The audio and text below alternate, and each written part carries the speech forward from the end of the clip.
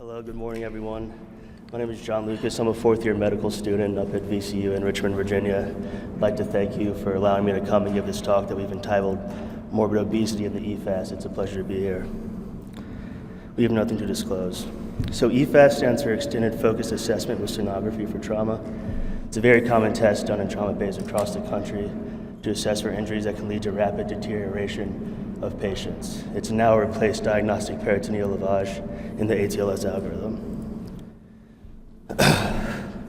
So our EFAST is our traditional FAST exam with the abdominal windows plus the addition of 2 thoracic windows to assess for pneumothorax and hemothorax.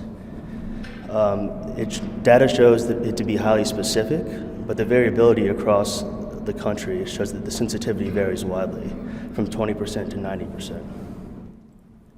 So here's 2 representations of what we see when we do the EFAST exam. On the left side of your screen is going to be your thoracic window looking for pneumothorax and hemothorax. On the right side of your screen is going to be an abdominal window looking for intra-abdominal bleeding. So we know from doing these tests in the trauma bay that a good EFAST exam requires good sonographic windows. And we know that these windows are very hard and harder to obtain in patients who are obese. So we hypothesize that there's a certain BMI at which the risk for incorrect EFAST results increases significantly.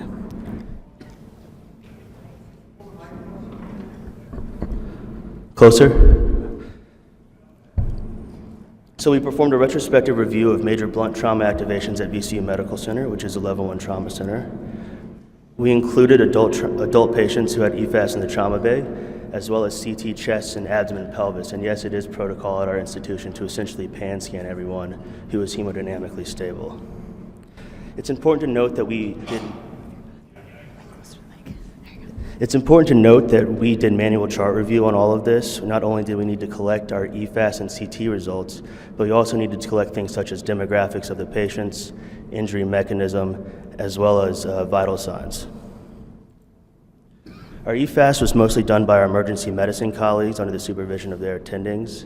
We then did CT test as the gold standard when looking for the 4 major injuries that we were looking for in the EFAST, which were free abdominal fluid, pericardial fluid, hemothorax, and pneumothorax.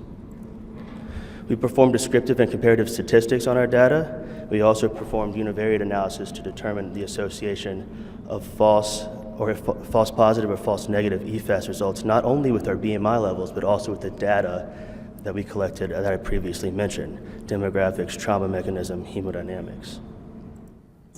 So what did we find? In 446 patients, our EFAST was correct in 340 of them, giving us an accuracy of 76.2%. Our sensitivity was 27.1%, our specificity was 91.7%, positive predictive value 50.9%, negative predictive value 79.9%.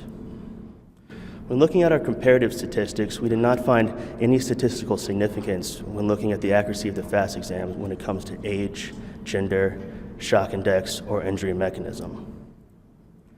When looking at our univariate analysis here for the abdominal component of our EFAST exam, we saw that at a BMI of 34, here with the BMI being on the x-axis and odds ratio being on the y-axis, we found that at a BMI of 34, we start to see a statistically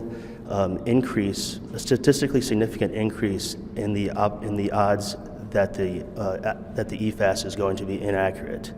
At the BMI of 34, the odds ratio is 2.05 with a p of 0.03. When assessing the EFAST exam completely, the BMI was 36 for the cutoff, with an odds ratio of 1.85 and a p of 0.05.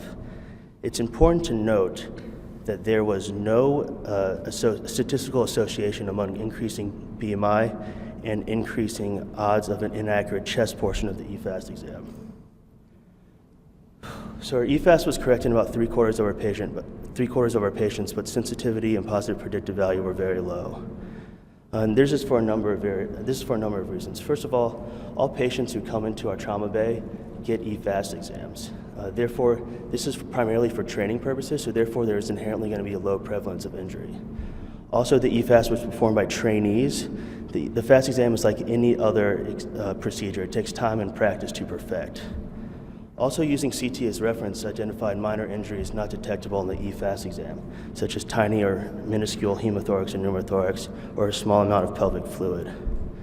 As previously mentioned, there is no statistical association among increasing BMI and increasing odds of an inaccurate chest portion of the EFAST exam.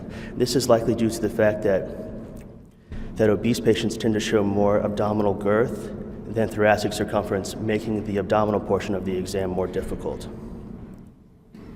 So there are two main limitations of this of this paper that we really recognize. First off, our patient population was highly selected. All patients who are hemodynamically unstable were automatically excluded from our study because rather than getting CT scans, they went directly to the operating room.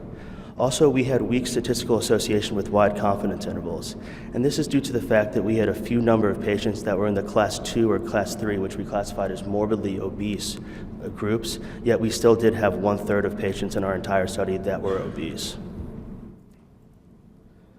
So in conclusion, when analyzing the FAST results of 446 patients, while keeping in mind their BMI levels as well as other data that we collected, we've come to the conclusion that providers should use caution when analyzing the EFAST results in patients who are morbidly obese.